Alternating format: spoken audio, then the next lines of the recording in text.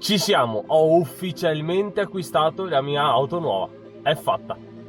Partiamo dal principio, dopo 3 anni e mezzo con la mia TT era arrivato il momento di cambiare, di dare una svolta. Le opzioni erano molteplici, visto e considerato il numero notevole di test drive che ho svolto, mi piacevano tutte e non mi convinceva nessuna.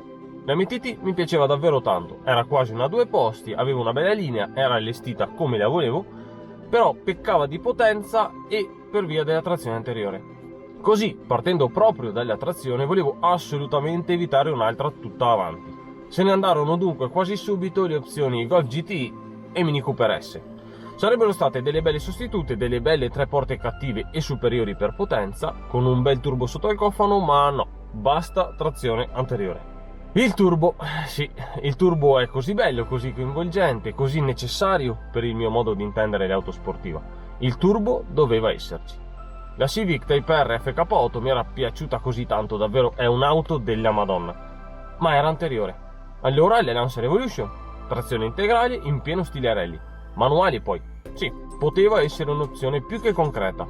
Però sono entrambe a 5 porte ed hanno costi di gestione davvero elevati. Soprattutto il superbolio maledetto della Civic. No, dovevo guardare altrove. Più cercavo insieme agli amici più stretti, più la lista diventava pericolosamente corta. Non volevo andare troppo indietro negli anni finché non provai la Focus RS prima serie. Che macchina, ragazzi, diretta, turbo, cattiva, 3 porte, ignorante come piacciono a me. Che test. Però anteriore e tanto potente da rendere la guida molto impegnativa. Anche quella non andava bene. Passavo ore sui principali portali di vendita, ma non trovavo niente che mi facesse scoccare la scintilla.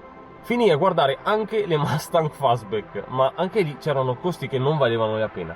Perfino una Lotus Elan aveva attirato la mia attenzione.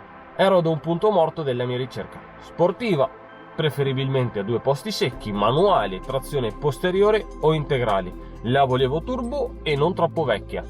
Ciliegina sulla torta, un vecchio pallino che mi era balinato per la mente nel lontano 2013. La Cabrio. Mi ero a dir poco innamorato dell'Audi A3 Cabrio 8V quando la vidi ai saloni di Ginevra. Mi piaceva davvero tanto. Ne cercai e andai anche a vederne pure alcune prima di acquistare la TT, ma tra che non se ne trovarono di bene allestite e soprattutto avevano dei prezzi ancora assurdi per quanto offrivano, mi hanno fatto virare sulla coupé, però l'idea era sempre lì. Ad un certo punto non vi nascondo di aver valutato anche 2 opzioni paradossali tra loro. La prima, un'altra TT8J. Ho guardato diverse TTS pure cabrio ed avrebbero potuto incarnare l'auto perfetta per me. L'altra opzione è stata l'elettrico. Dopo diversi anni di assetto duro e poco spazio, avendo passato più di un mese con questa Smart poi, un'auto più pratica e servizievole poteva anche essere un'ottima idea. Ma no, non adesso, perlomeno. Mettere insieme tutte le mie idee stava diventando quasi impossibile. Anche modificando di poco la selezione, magari passando al motore aspirato o al cambio automatico.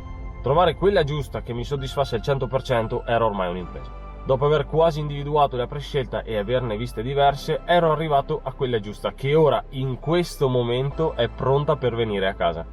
Tra qualche giorno avrete la soluzione a tutto sto rebus automobilistico, nel frattempo vi lascio un indizio per poter provare ad indovinare cosa ho messo in garage. Ciao!